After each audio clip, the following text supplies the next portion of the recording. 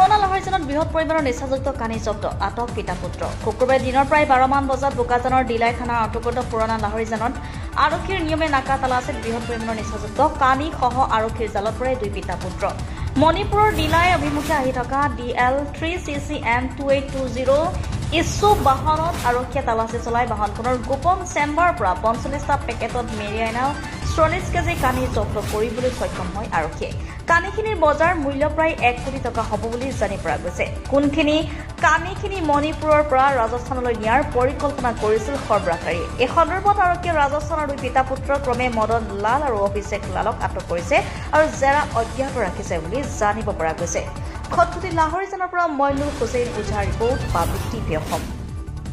আচ্ছা, আজি আমি এই লাহৰীজান 6 মাইল ইয়াতে আমাৰ যিটো ৰুটিন নাকা চেকিং হৈ আছিলে, তাতে আমি এখন সন্দেহযোগ্য গাড়ী আপোনাৰ ইছুজু, তেওঁলোকৰ ৰেজিষ্ট্ৰেশ্যন নম্বৰটো হৈছে DL 3CC M2820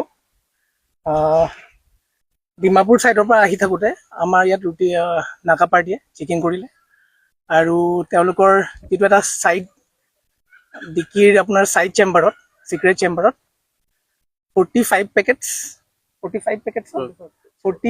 পেকেটছ আমি ছাছপেক্টেড অপিয়াম পাইছোঁ, যিটোৰ নেট ৱেইট হৈ গ'ল আপোনাৰ 43.59 kg আৰু এপ্ৰক্সিমেটলি যিটো মাৰ্কেট ভেলিউ হয় আমি এপ্ৰক্সিমেটলি 1 crore বুলি ধৰিছোঁ।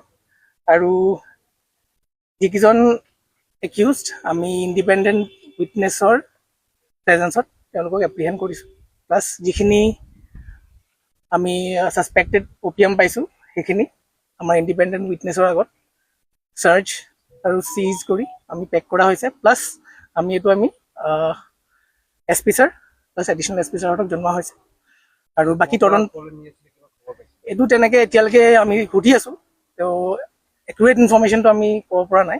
হ'লেও একিউজ কেইজন ক'ৰ এতিয়ালৈকে আমি সুধিছোঁ, তেওঁলোকেও এতিয়া আমাক ক'ব বিচৰা নাই। তো তদন্ত চলি আছে, আমি ফাৰ্ডাৰ ইনভেষ্টিগেশ্যনত আপোনালোকক বাকীখিনি জনাম।